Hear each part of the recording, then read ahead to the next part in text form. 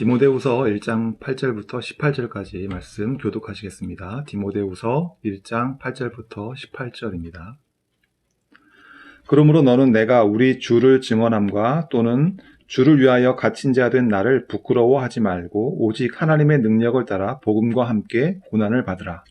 하나님이 우리를 구원하사 거룩하신 소명으로 부르심은 우리의 행위대로 하심이 아니요 오직 자기의 뜻과 영원 전부터 그리스도 예수 안에서 우리에게 주신 은혜대로 하심이라. 이제는 우리 구주 그리스도 예수의 나타나심으로 말미암아 나타났으니 그는 사망을 패하시고 복음으로써 생명과 썩지 아니할 것을 드러내신지라.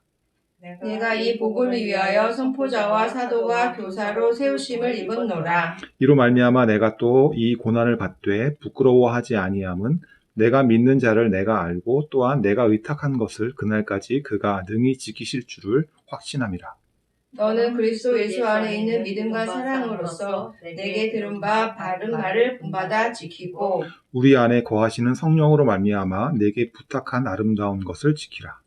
아시아에 있는 모든 사람이 나를 버린 이 일을 내가 아나니 그 중에는 부겔로와 헤모게네도 있느니라. 원하건대 주께서 오네시보로의 집에 긍휼을 베푸시옵소서. 그가 나를 자주 격려해 주고 내가 사슬에 매인 것을 부끄러워하지 아니하고 로마에 있을 때에 나를 부지런히 찾아와 만났습니다. 원하건대 주께서 그로 하여금 그날에 주의 긍휼을 입게 하여 주옵소서. 또 그가 에베소에서 많이 봉사한 것을 내가 잘 아느니라. 아멘. 네. 근데 우리가 10월 달부터 생명의 삶 큐티를 욥기를 중심으로 하고 있습니다. 근데 욥기가 끝나기 전에 중간에 이제 하박국하고 디모데 후서가 들어와 있어요. 그래서 아마 무슨 의도가 있는 것 같죠. 그래서 하박국을 읽을 때 우리가 고난을 중심으로 읽었습니다. 그래서 하박국에서 의인은 믿음으로 산다. 의인은 고난이 있어도 하나님의 약속하심을 믿고 견딤으로 산다. 이렇게 말씀을 지난주에 나눴습니다. 이번 주에는 디모데 후서를 볼 건데요. 디모데 후서에서도 이제 바울에게 바울은 고난에 대해서 뭐라고 얘기할까? 이것을 중심으로 살펴보고자 합니다. 오늘 1장 8절 보면 이렇게 되어 있습니다. 그러므로 너는 내가 우리 주를 증언함과 또는 주를 위하여 갇힌 자 된 나를 부끄러워하지 말고 오직 하나님의 능력을 따라 복음과 함께 고난을 받으라. 바울은 뭐라고 얘기해요? 복음과 함께 고난을 받으라. 고난, 그러면 누구나 다 고난을 피하고 싶죠. 그런데 바울은 복음을 전파할 때 고난이 있는 것이 너무나 당연하다. 그러니까 복음을 전파하라. 이 말은 자발적으로 고난에 참여해라. 자발적으로 고난에 참여하라. 이게 가능한 일일까요? 고난을 어떻게 정의할 수 있냐면 풍족한 상태에서 뭔가 부족이 발생하고 결여가 발생하고 또 뭔가 제한을 받고 이런 걸 우리는 고난이라고 느낍니다. 예를 들어서 건강했는데 건강에 잃거나 아니면 재산이 풍족하게 있었는데 풍족했던 재산의 일부를 잃거나 또는 가족을 잃거나 내 명예를 잃거나 풍족했던 어떤 것을 잃어버릴 때 우리는 부족함을 경험할 때 고난이라고 얘기를 합니다. 또 우리가 가지고 있는 권리, 자유가 제한될 때 우리는 고난이라고 말을 하기도 합니다. 근데 우리가 이웃을 섬긴다는 건요, 결국은 우리가 고난을 자초하는 거예요. 자발적으로 고난에 들어가는 겁니다. 스스로 부족한 상태로 들어가는 거예요. 이웃을 섬기기 위해서 내 재산을 사용한다는 건 뭐예요? 내가 고난으로 들어가는 거예요. 자발적으로 고난에 참여하는 거죠. 내가 대접받아 마땅한 위치에 있어요. 근데 내가 사람을 대접하기 위해서 어떻게 해요? 내가 낮은 자리로 가는 거죠. 그게 고난을 들어가는 거죠.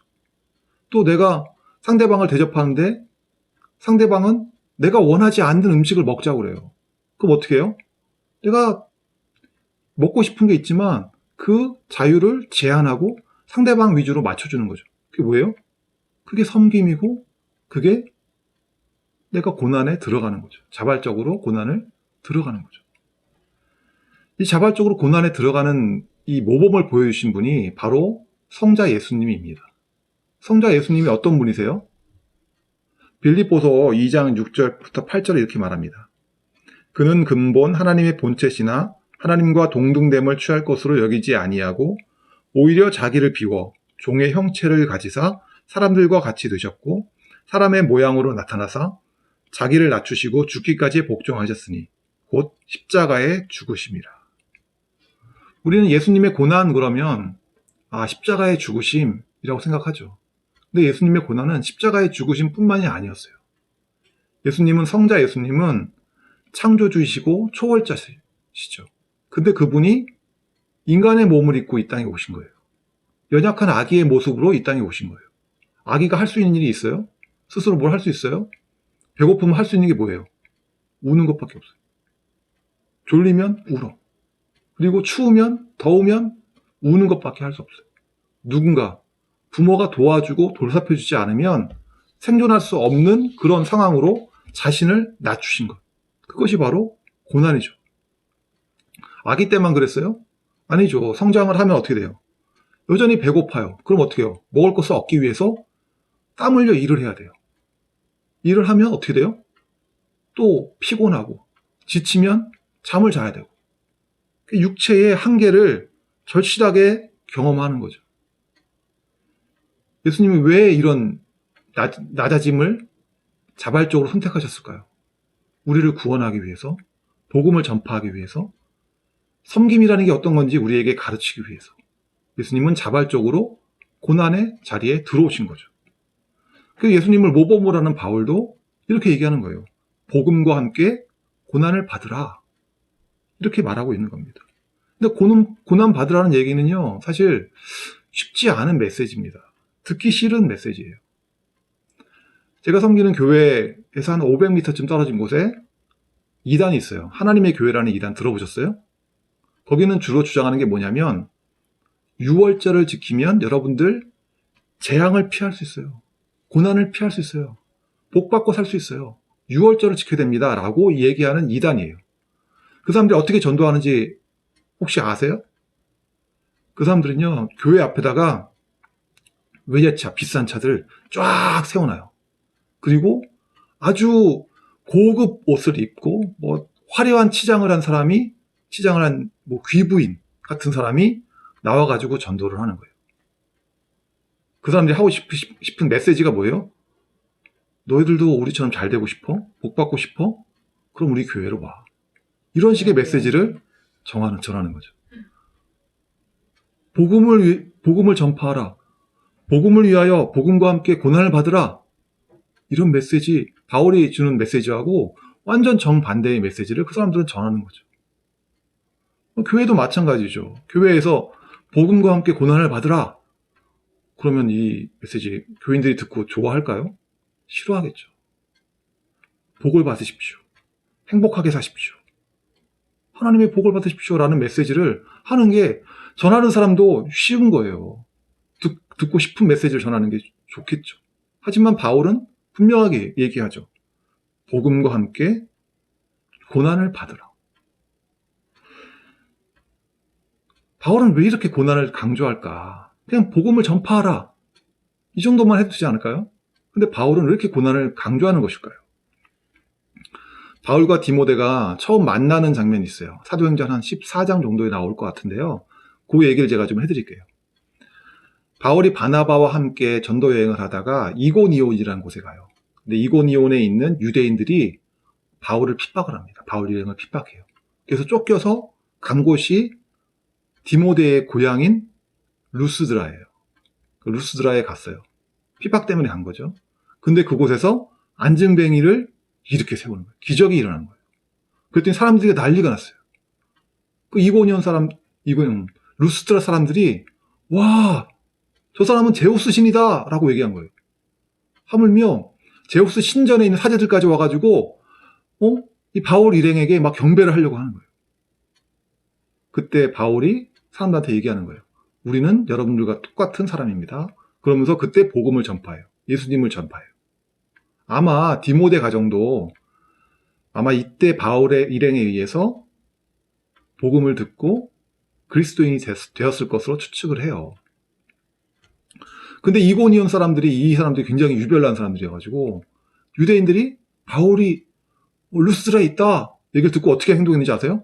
거기까지 쫓아왔어요. 찾아와가지고 바울을 폭행합니다. 그리고 바울을 죽은 것으로 생각하고 성 밖에 내다 버렸어요. 근데 그곳에서 바울이 다시 일어납니다. 뭐 잠깐 정신을 잃었을 수도 있고 아니면 죽었다가 부활했을 수도 있고 뭐 둘 다 가능한데 뭐 확실하진 않아요. 어쨌든 바울이 다시 일어서서 한 행동이 뭔지 아세요? 여러분 같으면 어떻게 했을 것 같아요? 내가 루스드라 성에 갔다가 거기서 큰 기적을 일으켰는데 아니 이고니온 사람들이 찾아와가지고 그곳에서 막 폭행을 해가지고 거의 죽을 지경을 당한 거죠. 여러분 같으면 어떻게 하겠어요? 도망가야죠. 살아야죠. 살궁리를 찾아야죠. 근데 바울이 어떻게 했는지 아세요? 다시 그곳으로 걸어 들어가요. 자기가 죽을 뻔한 그곳으로 루스드라로 다시 걸어 들어가요. 이게 가능한 일이에요?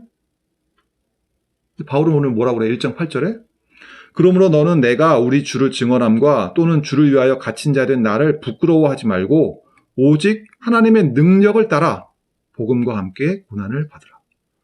복음과 함께 고난을 받으라 그 얘기만 한 게 아니라 하나님의 능력을 따라 하나님의 능력을 힘입어서 그 하나님의 능력이 뭔지는 그 앞에 7절에 나와 있어요. 하나님이 우리에게 주신 것은 두려워하는 마음이 아니요 오직 능력과 사랑과 절제하는 마음이니 성령 하나님이 내게 임하시면 내게 충만하게 임하시면 두려움이 사라져요. 그래서 내적으로 평안한 상태가 찾아옵니다. 이 내적 평안한 상태에서 행동하는 모든 것이 다른 사람들 보기에는 아니 어떻게 저런 일을 하지? 이런 행동이 나타나요. 내적 평안함이 뭔지 아세요? 담대함이에요. 담대함. 드러나는 것은 담대함으로 드러나요. 그래서 피투성이가 된 채로 바울이 걸어 들어오는 것을 성 안으로 걸어 들어오는 것을 이고니온 사람들이 봤어요. 그래서 어떤 반응을 보였을 것 같아요? 다시 폭행했을까요? 제 생각엔요. 기에 눌려가지고 슬금슬금 도망갔을 것 같아요. 이 사건을 디모데는요. 너무나 잘 알았겠죠. 자기 동네에서 벌어진 사건이니까. 자기 고향에서 벌어진 사건이니까. 12절을 보겠습니다. 이로 말미암아 내가 또 이 고난을 받되 부끄러워하지 아니함은 내가 믿는 자를 내가 알고 또한 내가 의탁한 것을 그날까지 그가 능히 지키실 줄을 확신함이라. 내가 고난을 얘기하는 이유는 뭐예요? 내가 고난을 받아봤기 때문에 얘기하는 거예요. 그리고 지금 로마 감옥에 갇힌 것도 내가 죄인이기 때문에 받는 고난이 아니라는 거예요. 나의 죄 때문이 아니라 복음 전파하는 과정에서 고난이 있는 것은 너무나 당연하다는 거예요. 이상한 일이 아니라는 거예요. 그래서 그 과정에서 바울은 성령의 능력을 체험했기 때문에 바울은 당당하게 디모데에게 말할 수 있는 겁니다. 복음을 전파하라. 고난을 받으라. 이렇게 말할 수 있는 겁니다. 그래서 내가 또 이 고난을 받되 부끄러워하지 않는다. 라고 얘기하는 겁니다.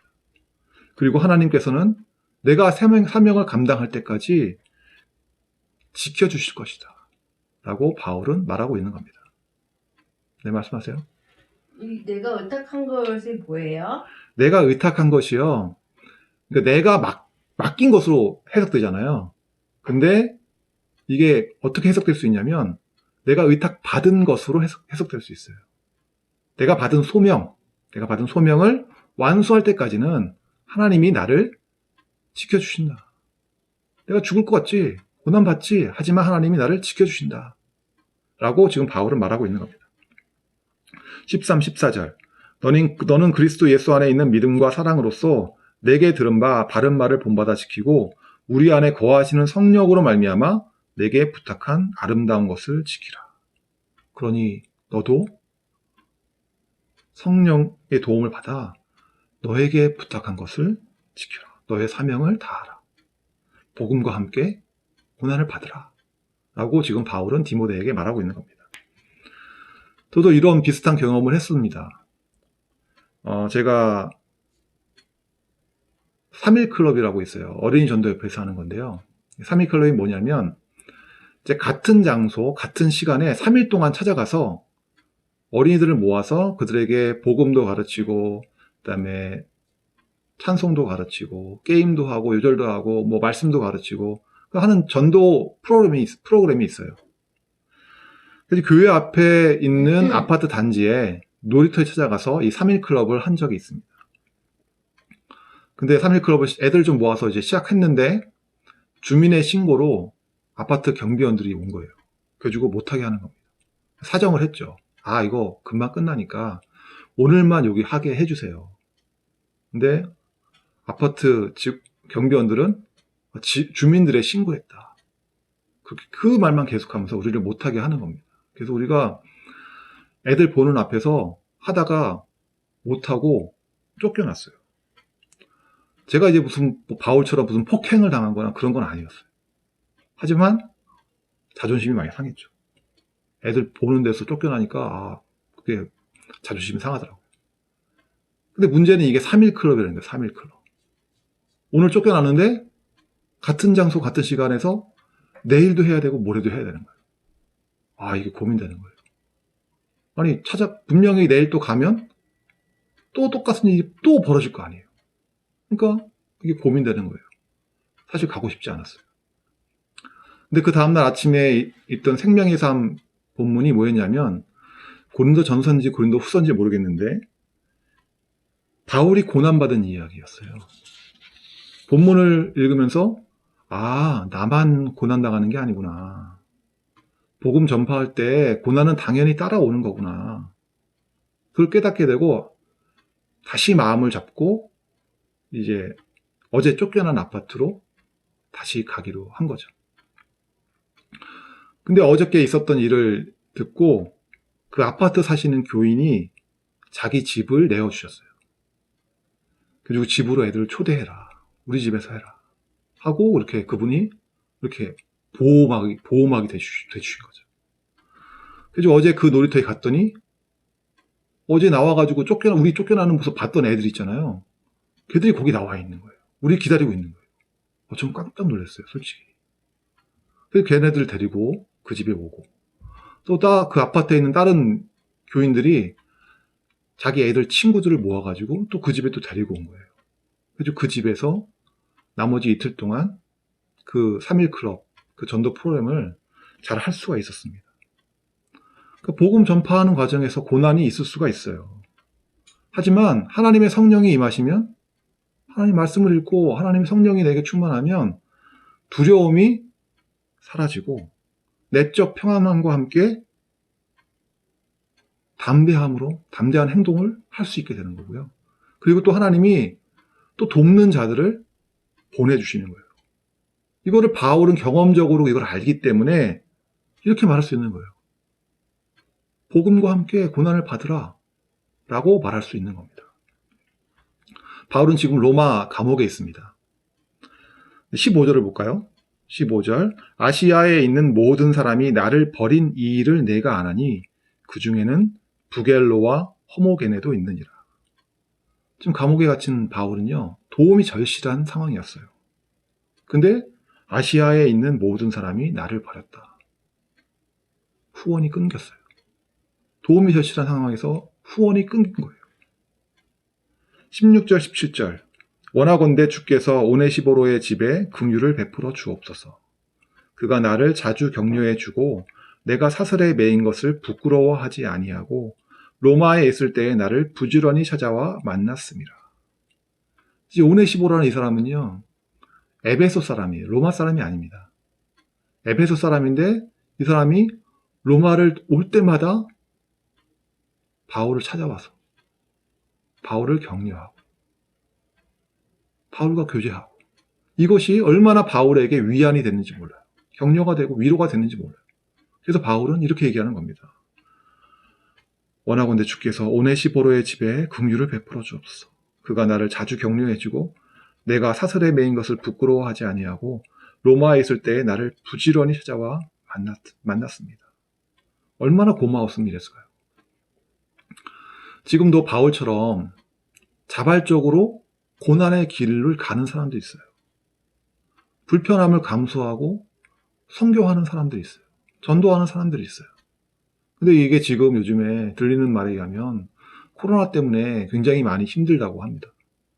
코로나 때문에 후원이 많이 끊기고 또 여행이 제한되니까 자유롭게 출입을 못하고 또 물자도 부족하고 이런 상황이라고 합니다. 그래서 우리가 바울과 같이 이 복음 전파를 위해서 고난을 감수하는 사람들, 스스로 고난을 참여하는 사람들, 이런 사람들을 돕는 일에 우리가 인색하지 않기를 바랍니다. 한 번 돕고 마는 것이 아니라 지속적으로 도울 수 있길 바랍니다. 그것이 복음 전파 사업에 동참하는 길이고 참여하는 길이기 때문에 그렇습니다. 오늘 말씀을 정리하겠습니다.